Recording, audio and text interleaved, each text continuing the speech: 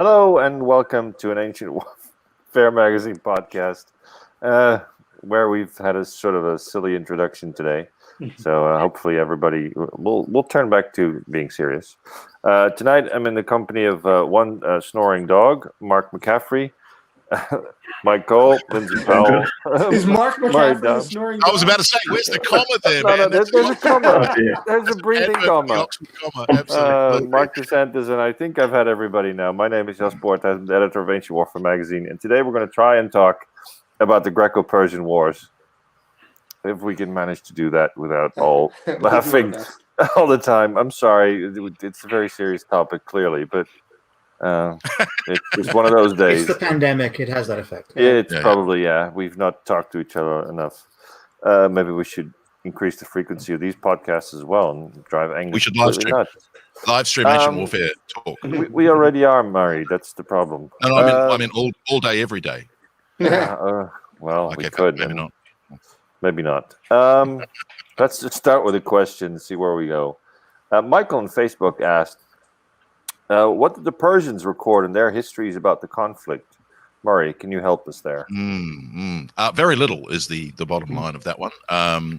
The interesting thing from the Persian perspective, and obviously the way that the Persian Wars have been pitched in Western historiography is problematically always been East versus West.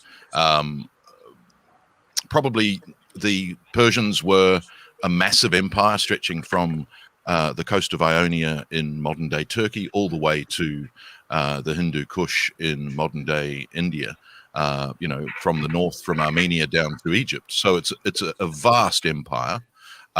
Mainland Greece is a very small addition to that empire on its western fringe. So the moment of failure, as it was in the Persian Wars, the Greco-Persian Wars, to add that to the Persian Empire is not a massive failing of the Persian Empire. So it barely mentions the setbacks that it suffered at either Marathon or Plataea and Salamis and Thermopylae. Well, Thermopylae actually even wasn't even a setback. That's, again, the way that it's been pitched to us was a glorious delay when it's not really. So in many ways, the Persian perspective is an argument from silence, which is always a problem anyway. But they don't mention it because for them it was nothing monumental. It was, the Persian Empire had not shrank. The loss in manpower to the Persians was something that she could quite quickly and easily replace. And there had been several expeditions that had met with disaster and fleets that had been sunk. And the nature of the Persian Empire was, well, we can simply replace those in a very, very short period of time. So very little is mentioned in the Persian sources as far as we've discovered them about what happened in 490 to 479 BC.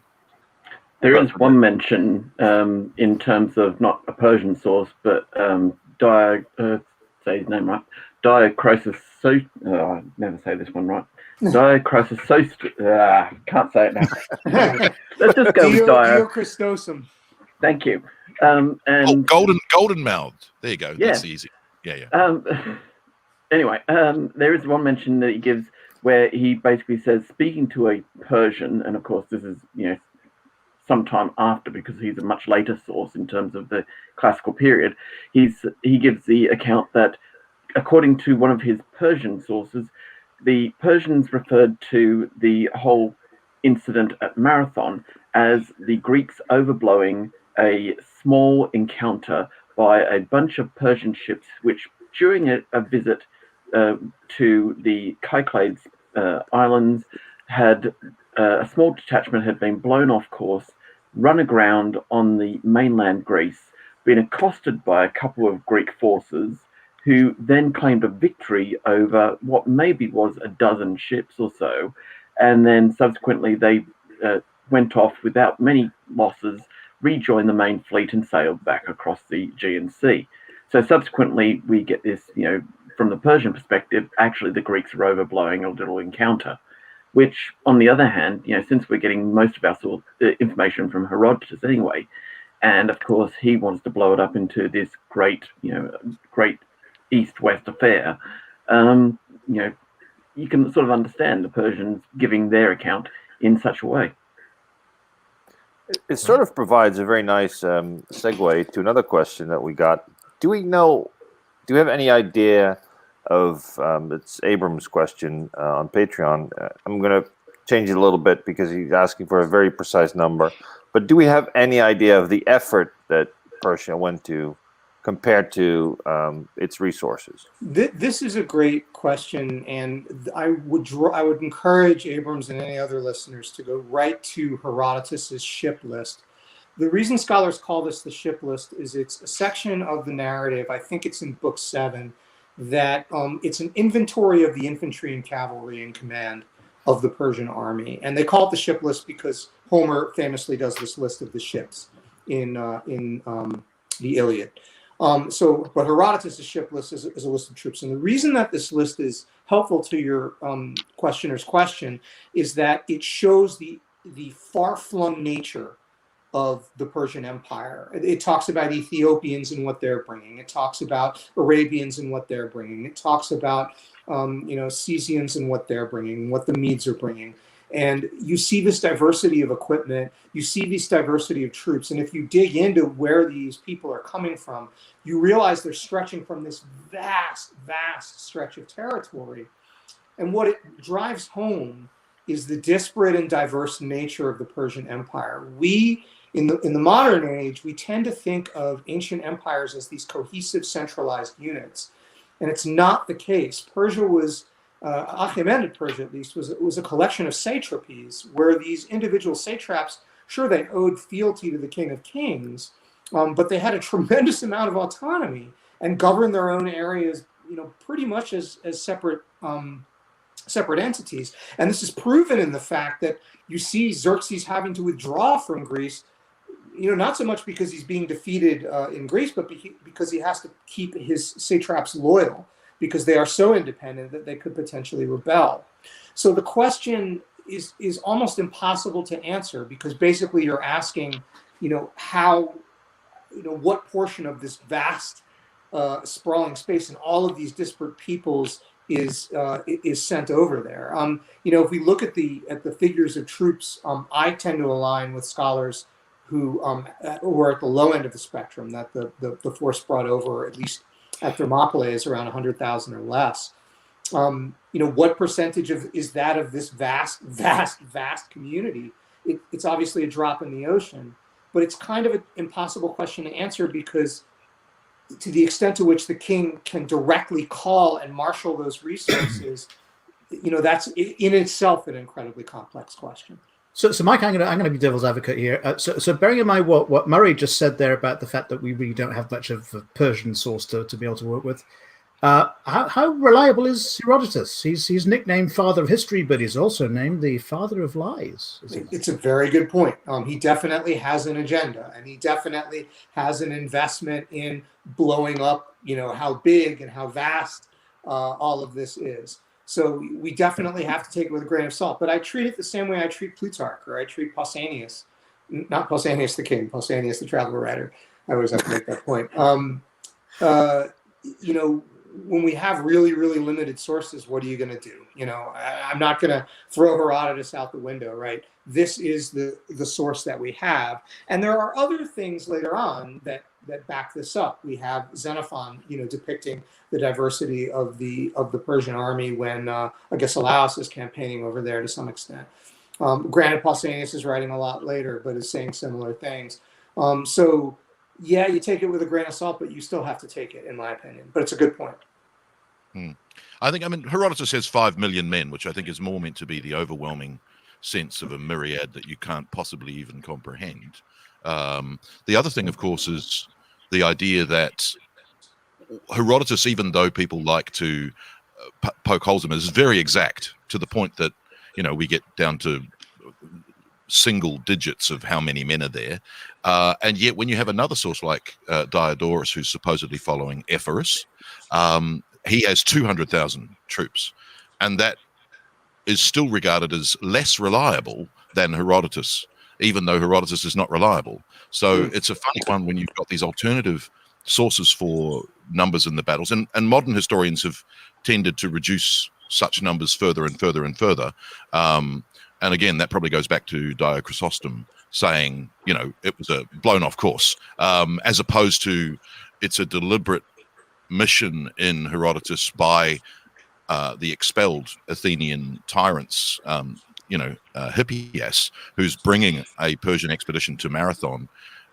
We're not told the Persian numbers. We're not told the Greek. We're not told the Athenian number. The number of 10,000 Athenians at Marathon it has sort of become canon. But it's like, well, yes, but where does it? Who says 10,000? It's not actually anywhere. Certainly not in the accounts of the Battle of Marathon. So there's all sorts of surety and certainty around ancient numbers that it's very hard to actually find out where they come from, other than we don't agree with the numbers we're given. I'm going to suggest that, for example, that Herodotus apparently did he not actually spend time interviewing people who'd actually been at these different places? Well, so to the extent of the children, the descendants. Okay. Right. So it's a bit like interviewing the grandchildren of World War II, Battle of Britain, sort of, Battle of Midway. So there's maybe a bit of embellishment, but there's a nugget of truth in it somewhere. Well, I think we think that Herodotus. Sorry, Mike. We think that Herodotus is researching in the 460s and publishing 440s to 430s. So there are veterans who are still alive. There's also the idea, of course, that Cimon in the 460s is at the height of his powers in Athens. He's the son of Miltiades. So therefore, certainly in terms of Marathon, he's pitching that Marathon was Miltiades' glory. Callimachus dies at the battle, which is a massive advantage to that, of course. And so that the kernel of truth is absolutely there, but there's no one around who's contradicting the idea that it's Miltiades' victory. That becomes canon.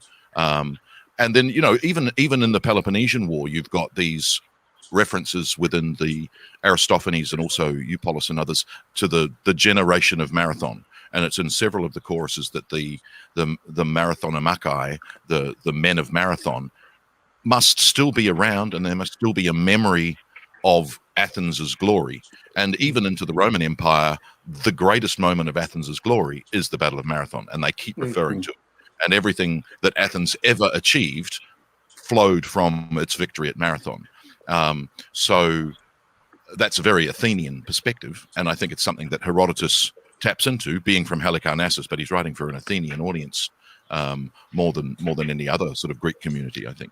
So, coming back to the numbers, there's also, I think, sort of a hint that he's got some sort of tradition going on in some of his numbers, that the number 600 seems to be floated around a lot for a Persian fleet. So when you're talking about the earlier Mardonius campaign launched against the northern Aegean states, then you get a number thrown around of 600 ships, and likewise with the Scythian campaign, 600 ships, and 600 ships turn up to Marathon. So, whether that's the go-to number that he has in mind, or maybe it's coming through from, his cultural background, the number that indicates that large, like we would say, thousands, his number is 600 as such. But it's an interesting one that comes up quite a bit in Herodotus. I do want to defend Herodotus really quick, because we're kind of knocking him around. He famously asserts that the east gate of Thermopylae is enclosed in marshes and is a swamp, and that was something that was roundly dismissed in the scholarship.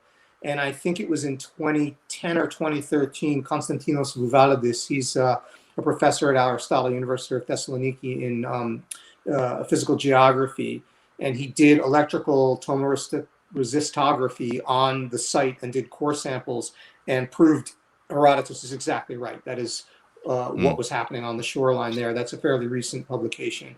And I wanted to float that out because wasn't there there was a ship found in 2018 that proved that he was correct about the construction of ancient shipping. So I think probably Herodotus is right more often than he's been abused for.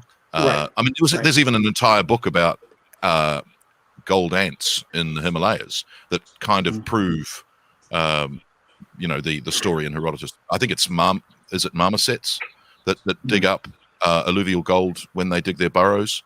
So there's all sorts of anecdotes which show that Herodotus is not necessarily as wrong as he's been held to be. And I think it's also, there's nothing malicious in Herodotus, unlike Plutarch's essay. That he may be slightly gullible, and he may record. He does say, "Look, I don't believe this," or "There's alternatives." So I think that Herodotus is incredibly entertaining, and he's also the best we've got. You basically abuse your peril. And we, early historiographers tend to we contrast him and Thucydides. And then you get to the point of, Herodotus still sees the gods in many things, and Thucydides tries to go, no, there's rational reasons for this. It just fits the whole tradition. But, as you say, he's very entertaining. He's great fun to read. And if you haven't yet, I would very much recommend it. He's available in many excellent translations. I tend to think of him as being like a very early reporter. It's what he is. He says, it's what it means. It's the result of his investigations. Yeah, he doesn't consider himself a historian per se. The histories is inquiries. Yeah. Can I suggest to the readers? There are 2 editions of translations of Herodotus. If you can't afford a book, just go Google Herodotus translate. You'll find free versions online. But if you feel like buying a book, the 2 editions I highly recommend. Tom Holland's translation with an introduction by Paul Cartledge is absolutely stupendous. And then, of course, I always plug the Landmark series. Yes. Because of the annotations and the illustrations make it really much easier. So many maps. If you want to get an idea of what's going on, how it works, get the context, that can't be beaten. To stay in the sort of sources arena a bit, we had a question from Christopher on Facebook. How come there's so few finds from the battlefields of Thermopylae and Plataea? Apart from, it's been a long time. But there are lots of great finds. Spiridon Marinatos' excavation of Thermopylae, turned up some incredible stuff, and the locations of where it was found was amazing. The problem with Marinatos' excavations is that Marinatos was tight with, forgive me if I'm getting this wrong, Georgos Papadopoulos, who was the head of the junta, the regime of colonels, which took over Greece in the 70s. Stop me if I'm wrong here. And I think because he was so tight with that guy, people kind of don't want to like his work. And there's a lot of shade thrown Marinatos' way because of that political association. And there certainly are legitimate reasons to question his excavations, and we should question everything. But I do think that because of Marinatos' political affiliations, a lot of people don't, they approach it with a degree of passion, which maybe obscures some of his contributions to the field. That's just my read on it. You're also talking about some of the most famous battle sites in the classical world, at which, if you go back, we've already mentioned Pausanias as the travel writer who's, mentioning about going to these sites to see them in the ancient world. And then, from that point on, they are the focus of time and time again. If you go to Marathon and just talk about the mound of the Athenians, that for a long time identified as the mound of the Persian dead, it ended up probably between when it was first built, it then gets added to, I think in the 2nd century AD, it gets added to in terms of as a glorifying the dead of Athens in the past. It gets built up, and then by the modern era, it drops by about 5 meters, I think it is, or something ridiculous, because of the amount of ground level around that building up, etc. Plus a lot of erosion happening around there, plus the 17th century excavations that dig into it to find out stuff, plus the 19th century excavations. These places have had so much attention that over time that is going to have an effect on what a modern archaeological team is going to be able to go in and investigate. Also keep in mind that Thermopylae is the site, everybody knows about 480 BC.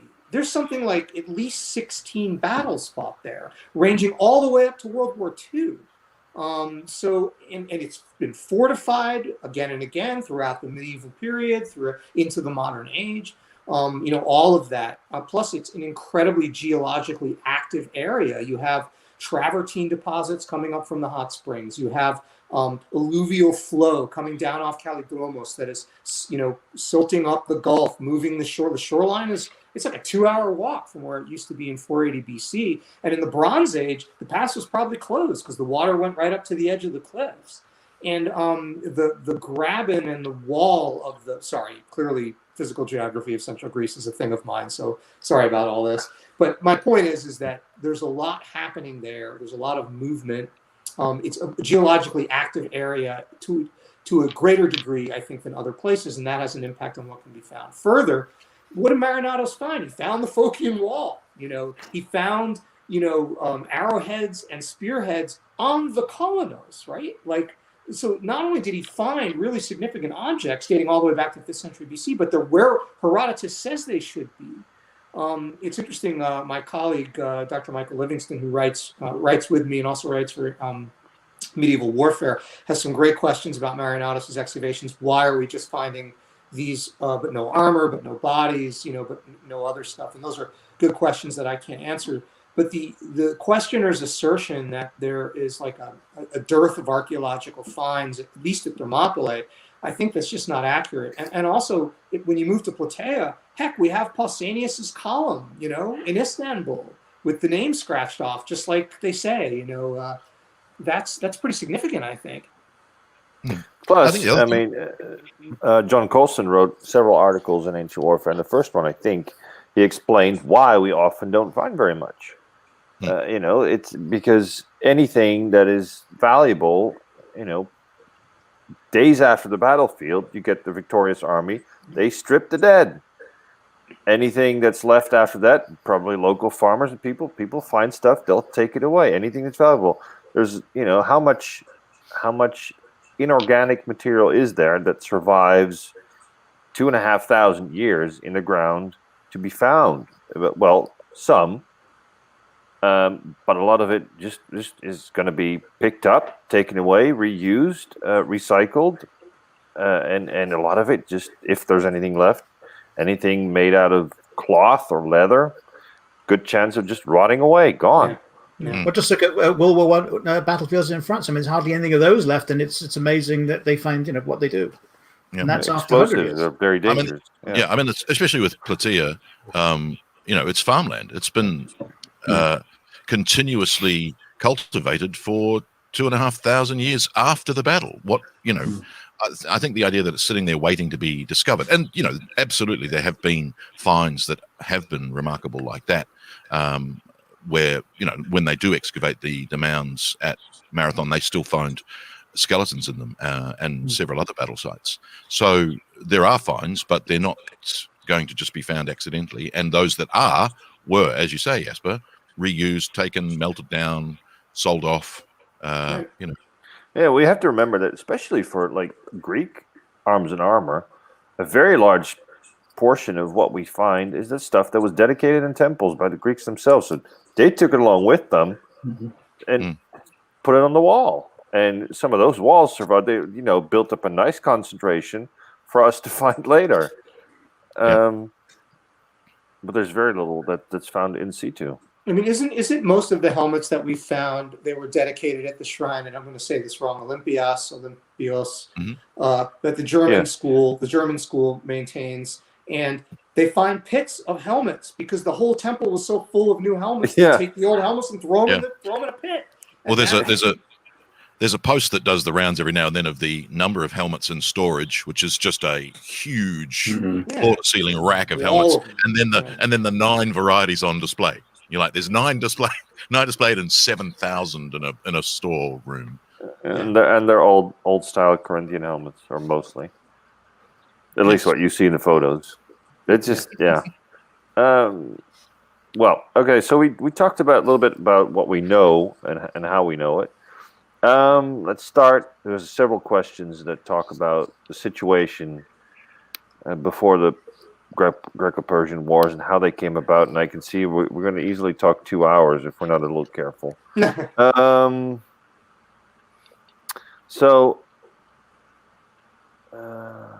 see. Kristen on Facebook asked, what were the political situations between the major powers pre and post the wars, and how did this affect the larger Greek world? Did these changes create opportunities for shifts in power or for lower influence city-states to rise in prominence, and did they succeed in some ways in accomplishing their goals? Could somebody please summarize a book in 5 minutes? That's tough. Very tough. If I could talk about the Ionian Revolt and how the Ionian Revolt, its place in the Greco-Persian Wars as the first of them, I think you could make the case, as well as how it brought about the later wars, what we think of as the Greco-Persian Wars, taking place in mainland Greece. The Ionian Revolt was the revolt of various Ionian Greek cities dotting the western coast of Asia Minor. It starts in 499 BC. It comes at the instigation of the tyrant of Miletus, that's Aristagoras, who also did it at the urging of his father-in-law, Histiaeus, who was actually an advisor to the former tyrant of Miletus and an advisor to Darius. Good relations with Darius, but he wanted to get back to Miletus and leave Susa. So he advises Aristagoras to begin a revolt.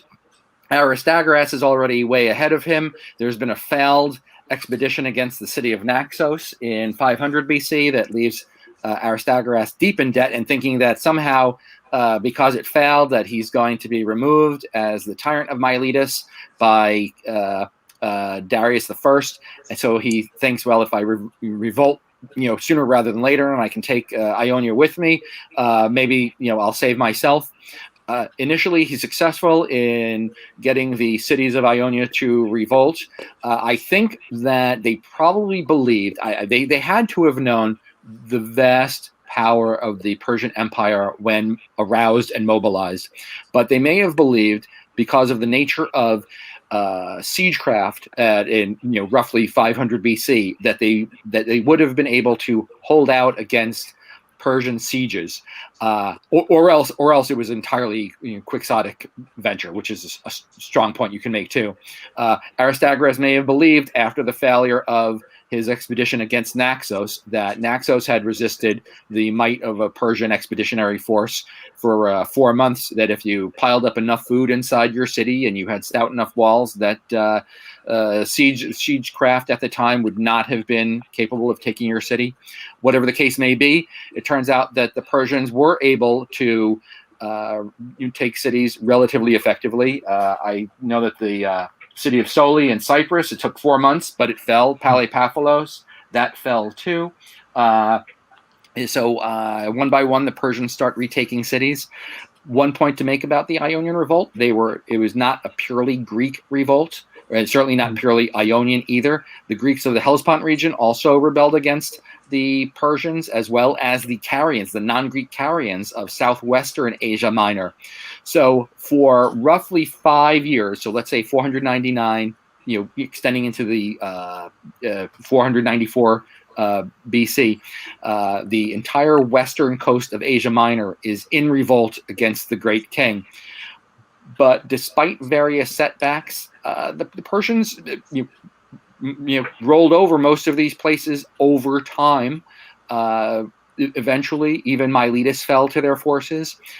One of the crucial events of the Ionian Revolt, and it was the failure of the Greeks to stand together and their naval forces at the Battle of Lade in 494 BC. This was probably their last true chance to actually have any success of their revolt. Unlike what happens at Salamis and other Artemisium, other battles in Greece proper, at the Battle of Lade, Dionysius of Phocaea, it's a multinational force of all the various Ionian cities, bringing various contingents to the Confederation fleet.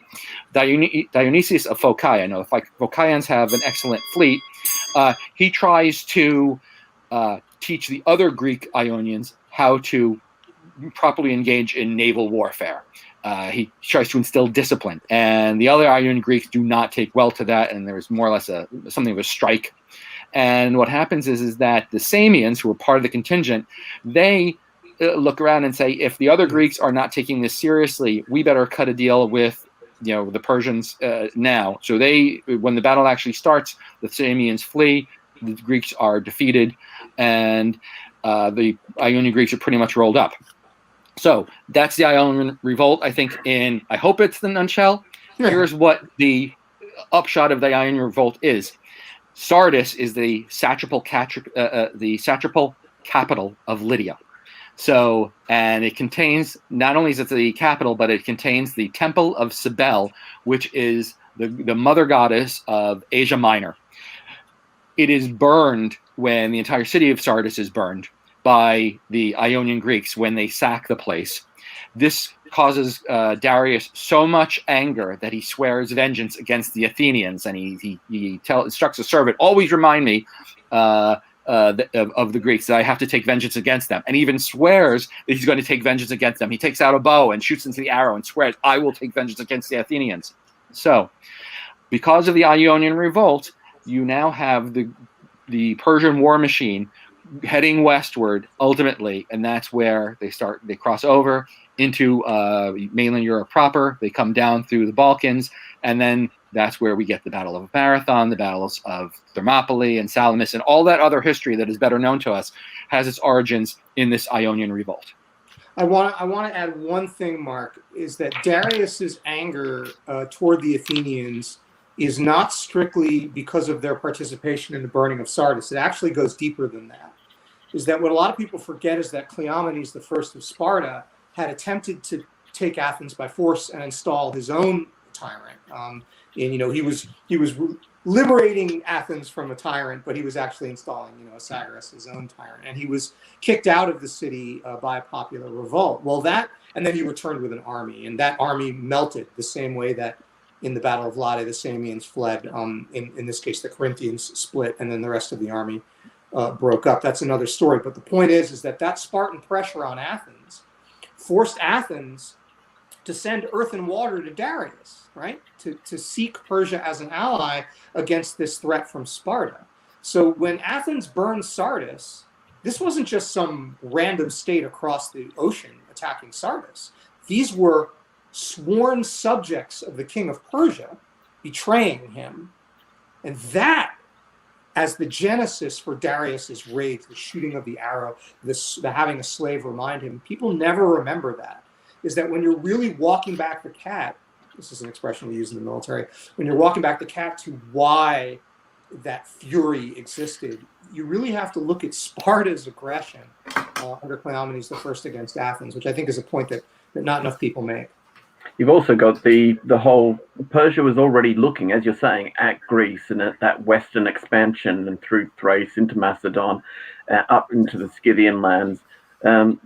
That's already happening before you get to 500. And of course, the Ionian Revolt is really, it's a kickback, a pushback by the Ionian states who have basically had, a good status happening in terms of economic prosperity at this time. They are profiting from being the middleman between Persia and the West. And of course, as soon as Persia starts looking for expansion across that frontier, then they're going to lose their economic advantages here. So it's a pushback against the Persian expansion. And they were probably, Mark was mentioning in terms of, what was their, were they realistically going to, win against the might of Persia? Probably, they're looking to sort of push back the real authority of Persia back beyond that frontier again, so that they can retain that status as semi-autonomous vassal states. And of course, that helps. They're trying to not just have the focus on their rebellion, but they shift the focus to involving Cyprus, involving Byzantium, those other areas, so pushing back away from the Ionian coastline. And it works to a certain extent until those frontiers are again pushed back by the Persians, and eventually it fails. But I think that we've got to remember that economic goal that's there for the Ionian states. Mm. I think there's also the tyranny of distance involved, that you look at not just the Ionian Revolt, but the Egyptian Revolt in 486, that at perceived moments of weakness within the Persian Empire, which is, based thousands of kilometers away in Babylon and Susa, you're at the periphery of that empire. this is the perfect opportunity for you to break away and establish independence. And it's going to take a long time for the Persians to re-establish control. And the funny thing about both the Ionian Revolt and the Egyptian satrapy revolt is actually they reassert control very quickly, which should have been, a warning.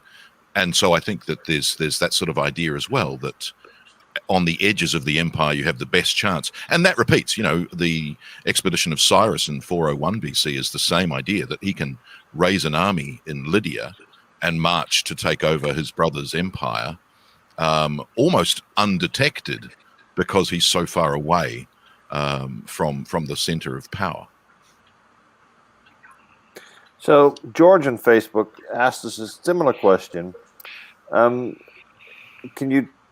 He says, tell us the beginning of the war as a clash of cultures, as a cultural misunderstanding. This maybe requires some interpretation on our side. Yeah, so I think this is a common thread in classicists now. We are really trying to undo this narrative. So the narrative of the Greco-Persian War, I think, for most of recent scholarship, not very recent, has been this East versus West thing. And the movie 300, of the comic and the movie, both really played on this. And I think it's a really destructive, a really misleading narrative, and it's one I feel very passionately about combating. I do not see this as a clash of cultures at all. I see the Greek and Persian culture through guest friendships, through commercial intercourse, through the whole west coast of Asia Minor being Greek. These really are inextricably linked. This idea that this beleaguered West stood up against a tyrannical East. He says cultural misunderstanding. So maybe he is thinking of something else. Maybe he's thinking indeed of Could it be that could the Athenians, what you said, just going on what you said just now, could it be that the Athenians misunderstood the importance of earth and water, for instance? To the Persians? I don't. Maybe I certainly lack the depth of Achaemenid scholarship to really comment substantively on that. But something internally in me rebels against that. I think that Greek and Persian life was so integrated that I can't imagine that even in Athens they would so thoroughly misunderstand what that meant. I think that they made that vow out of expediency, and then they unmade it just as quickly. When they thought it was to their advantage, which is something we see throughout Greek political life. But I do want to emphasize that integration. I don't think it's an exaggeration to say that the Greek and Persian worlds were, extremely linked. And I don't. Sorry. No, I was about to agree completely, but I think the other thing that's happened, of course, is the idea of Greek independence, which is obviously anachronistic. And even though it comes in Herodotus, this idea of a league, and one of the articles in the issue is talking about, well, it's a bit of a ad hoc. There's no actual oath. They say oath, but there's no record in the way of other oaths later about the league, the Hellenic League. But the fact is that the Persians are as integrated in Greek life as Greeks on the western coast of Ionia. The Greek temples in Delphi, and they're full of Persian dedications. The number of Persian envoys who've ended up in all the Greek cities. We hear about the Spartan and the Athenian mistreatment of envoys. But the fact is that those envoys have been at every other Greek city. At the beginning of the Peloponnesian War, there are Persian envoys. There are Persian envoys everywhere, always. So I think this idea that the Greek culture was somehow unlinked from the major dominant feature of that part of the world in that period is wrong. And I think there's been a way of erasing Persian influence on Greek culture and interference in Greek culture for many years in scholarship. But the fact is that the Persians were all over Greece, and they were intermixed through Greek life for most of this period. And the idea of a Western Greece standing up to this Eastern tyrant is the wrong way of looking at it. And that therefore, to add further, the misunderstanding of Athenian and Greek behavior towards the Persians is inexcusable. There's no way they could have misunderstood what they were doing. They have been talking to Persian envoys. They've had Persian gold. They've had Persian dedications at their temples for many years. To misunderstand what that means is a very deliberate political stance. So, Murray, does this come back to our friend Herodotus then, spinning a tale because he's writing a book that he wants readers for? No, that's his angle. It's all in Herodotus. Herodotus tells us all about the Persian dedications at Delphi. Right, I know, but doesn't he frame it up as an East and West conflict? Isn't that like the first paragraph? Well, I think that we can blame Homer for that, because the opening of Herodotus is all about this. All goes back to Homer. It's about the always Homer. It's always Homer's fault. That which is not the same. It's a cultural idea as well. The idea of the Trojan War. You've got a Spartan queen being abducted by a Trojan prince. That East-West. And I think he even takes it further. He goes back to Europa. So there's the idea culturally, and I think you do get the idea perpetuated beyond Herodotus, and you often see that the Greeks are represented by the spear and the Persians are the bow. But the reality is that every Persian soldier was armed with a spear. So the idea of arrow versus spear, which continues right through until the 5th century AD, isn't accurate. It's an easy takeaway, an easy throw out. Oh, this is East versus West. So to reconcile these things, so Mike is telling us then the essential truth, which is the ubiquity of the Persians, and really that the Greeks should have known this. But on the other hand, the storytellers are making it out to be something else. So the questioner is actually onto something. The narrators of the story build a cultural narrative. In the issue, Sean Manning was making a good point in saying that we are quite used to reading articles and books and reports of empires dealing with, in a asymmetric war, dealing with, whatever you want to call it, the natives or, unruly subjects, whatever. This is one example where we only have the report from the unruly subjects. They're trying to be, the empire is trying to castigate, and not the other way around. And that makes the perspective so completely different that that's hard for us to get used to, I think. Well, I have only one thing to say. I fear the Greeks when bearing gifts. And I think yeah. But I think the other thing is that, like we were saying at the start, these are inquiries. This is not some, Rankian, von Rankov, history with capital letters shouted to the world. This is, I've invented a literary genre. Look at this cool stuff I've found. I know I stopped in the middle. There's I do want to draw the questioner's attention to, there's a great Osprey campaign book on the Battle of Plataea. And in that, there's a central 2-plate color illustration spread, which shows the Athenian archers. I can't remember the name of the Persian noble that they killed. Is it Mecisteus? No, not Mardonius. Mecisteus, yes, or Mecisteus. Yeah, it's him.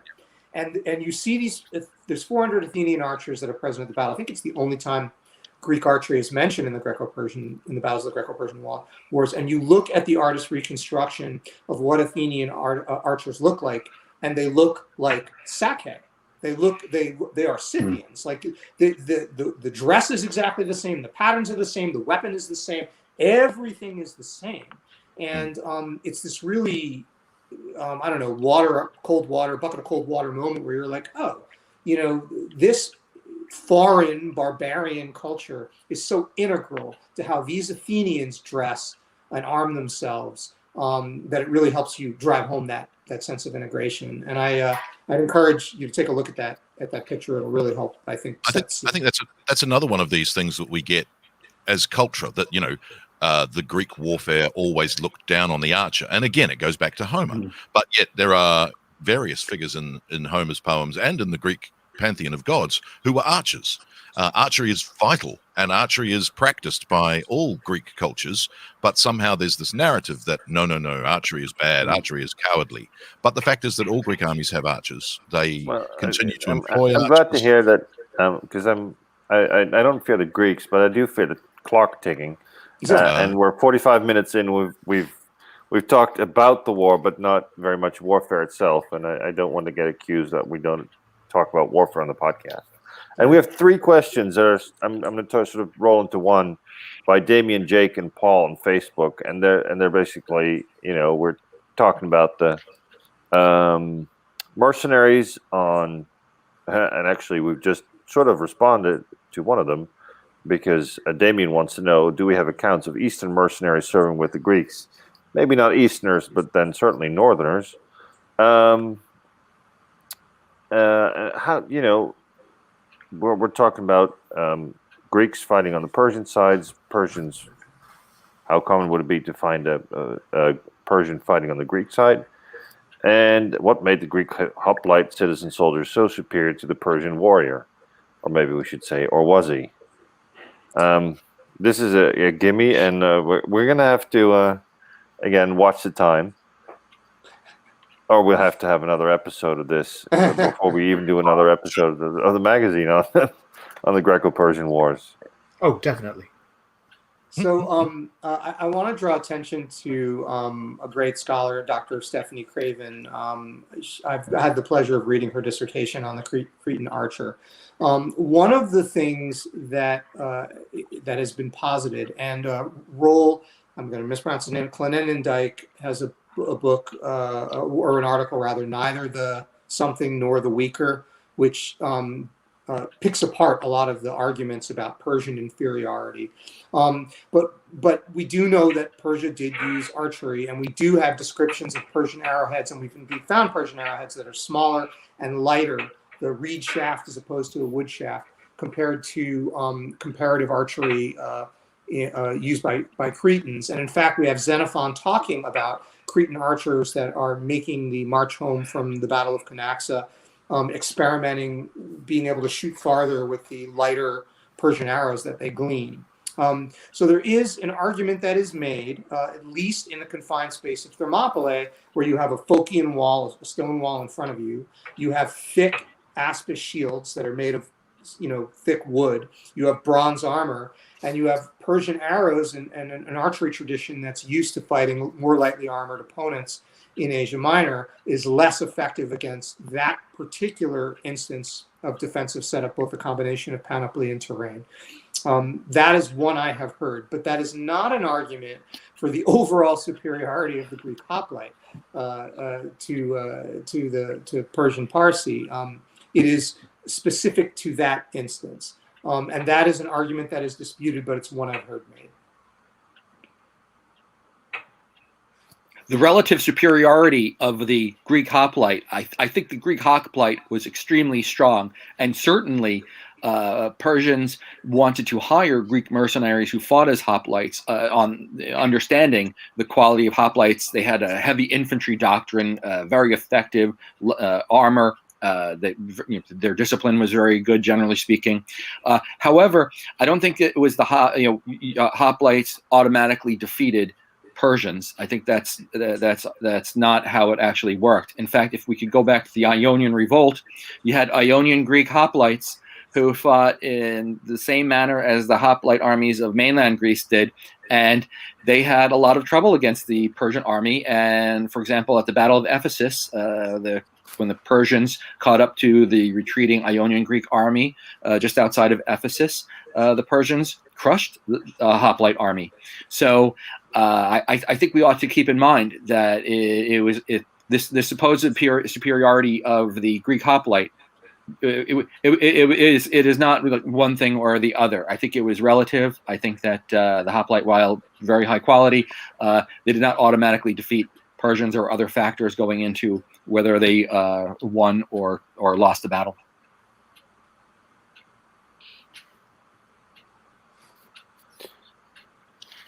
How about it's just it feels a bit rushed, because I'm sure we could talk about this more, and maybe we should see after we're done if we should have an impromptu extra episode in the middle.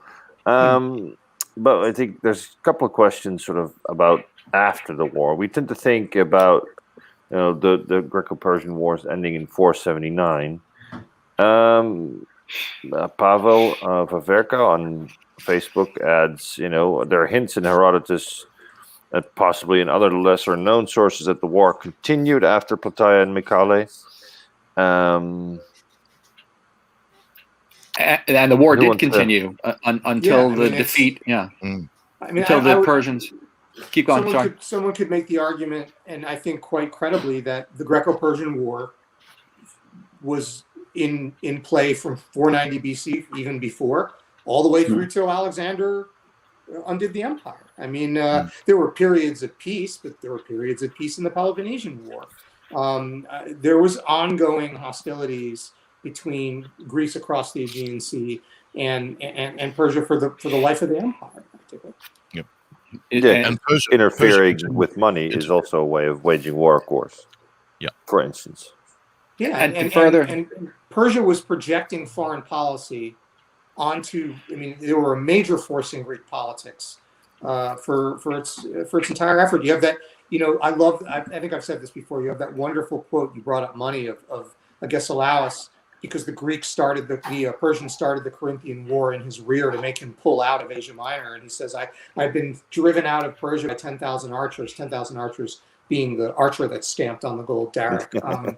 But it's a great anecdote of this is ages after the Greco-Persian War ended.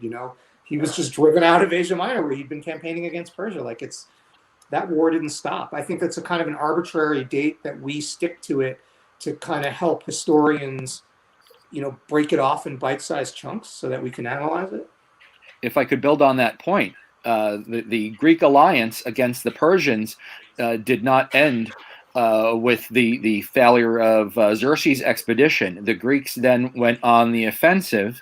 One of the things that happened was that the Spartans lost interest in leading the alliance. The Athenians took it over, and the Persians were, at least for a time, after the Battle of Eurymedon, in which the Greeks defeated which I want to say was 467 BC. The Persians retreated from the Aegean arena. And because of their retreat from the Aegean, the Athenians were able to turn that into their own playground, let's say, and they turned the alliance into the what became the Athenian Empire, and with their tribute, they were able to that bring about an expansion of their navy and beautify Athens. So the political effects of the Persian Wars is that it lasted long after the end of Xerxes' expedition. It saw the expansion of Greek influence over the Aegean, the creation of the Greek Empire, and ultimately it was the reason for the Peloponnesian War, because the Spartans and other Greeks were fed up with the Athenians. And the Persian retreat from the Aegean theater was not forever. It was temporary. They came back in the second half of the Peloponnesian War, when they finally had a Persian ally that they could actually fund to take on the Athenians. And it was ultimately Persian money that underwrote the defeat of the Athenians in 404. It sort of gives me a chance to tack on one question that came on live. What would Alexander's endgame have been if he'd actually captured Darius alive, or at least not on the verge of death? What would he have done with him? That's a nice what if. Who wants to look in Alexander's head? I think he was aiming at a legitimate, succession. That actually having the former king hand over, or actually tie him in somehow to the family, and there would be a legitimate succession in the eyes of the Persian Empire for him, make it easier.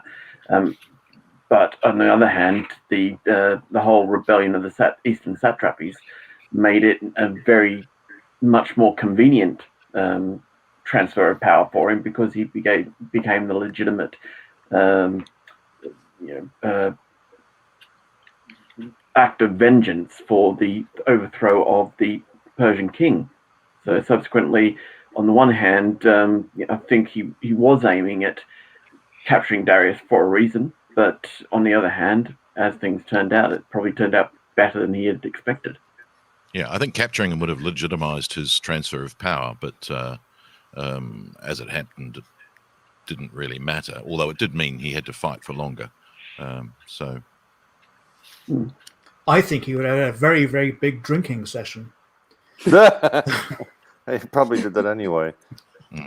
no need for But he wouldn't have burned- You'd be he hard wouldn't have pressed to burned keep down up with Persepolis. Alexander drinking. He wouldn't have burned down Persepolis, and that would have been a wonderful thing because we'd actually probably have it still preserved now, and it'd been beautiful to see. Maybe. Mm. Two more Macedonian-related questions. Was it true that some Greeks were exiled to Bactria before Alexander? Yes, there's a couple of stories about obviously enemies of Persia being, or rebellious subjects of Persia being transported from one side of the empire to another. Miletus is the obvious focus on two occasions. On the one hand, you've got in the aftermath of the Ionian Revolt, you've got the Persians having threatened Miletus with the death and destruction of their population, which they followed through on after the capture of the city. There's a mention in Herodotus of some of the citizen men of Miletus being put to death, but others being taken to Darius and to be handed over and presented. But in the end, they weren't executed, but rather transplanted to a new settlement, I think on the banks of what is today the Red Sea, and somewhere around the mouth of the river Tigris. So that's one example of Greeks being transplanted across the empire. The more famous one is the Branchidae, who were a group of a priesthood population outside of Miletus at the famous shrine of Didyma, and this incident takes place after the Persian Wars. I shouldn't say after the Persian Wars, but I'm saying after the main Persian War. Oh, I'm going to get in trouble here. How about we just say in 479, and I'll just leave it at that. On the way back from the, I'm going to run into problems here. Anyway, Xerxes decides that he would like to take out this population of priests who have been causing so many problems around. They previously had run Didyma, and because they have attempted to hand over control of Didyma to the Persian regime and have run into problems with the local population there, Xerxes solves the problem by transplanting them, not a small way, all the way across to what is today modern Afghanistan, or northern modern Afghanistan, I think I'm right in saying, up towards the Hindu Kush, basically. And of course, this is where later on, when on his eastern campaigns, Alexander the Great comes across this group of Branchidae, who, of course, he finds living a totally Greek life, complete with grapevines, olives, and their own theatre, speaking their own dialect of Ionian Greek still.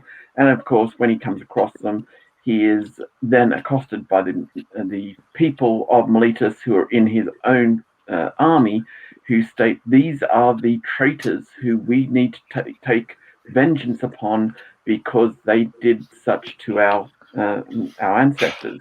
So Alexander basically takes it on advice, has a night to think it over, and in the morning brutally massacres the lot of them. In his words, basically another part of the vengeance of the Greeks against the Persians from what they did many, many years ago. So another lovely story. But yes, they're the two most highlighted examples of the Persians transplanting Greek populations across from the Aegean further into their empire. And as you said before we started and went through the questions, you wrote an article about this in issue 8.2. So if you want to read more about it, there you go. Final question. And we're staying with Macedon. Do we have any information about Macedonia's forces during this time other than that they had been added to the ranks of Persian slaves? It's debated whether they're actually added to the ranks of Persian slaves, and that sort of is left very hazy by Herodotus.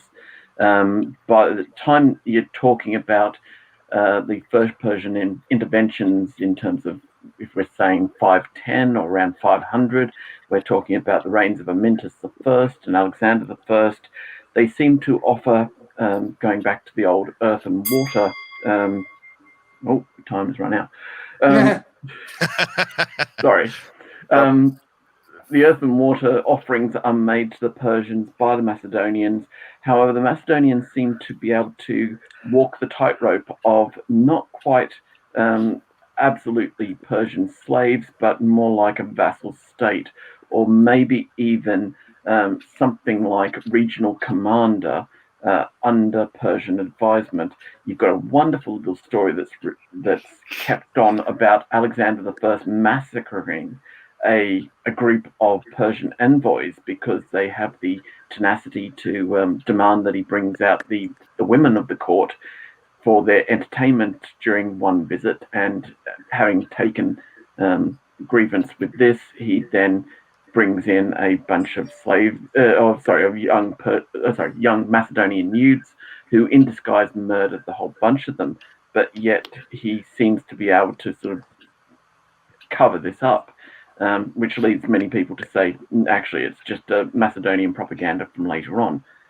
But it does seem to be, the whole thing is, were they really under the thumb of Persia, or was this later on the Macedonians under Philip II and Alexander III, who, of course, are giving it a good spin later on? We can't really be sure. Well, Alexander I gets away with being called a Philhellene, doesn't he? Even though he's given earth and water to the Persians. He comes down and says, "Oh, you should move. Come on, get out of my territory. No, Tempe's a bad place to stand." So it's like, oh, that's good advice, because they'd be camping in your backyard, which you'd have to pay for. So he gets away with that, which is interesting propaganda. And I think the short answer to that question is, we think that the reforms to the Macedonian military occur under Philip II or his immediate predecessors.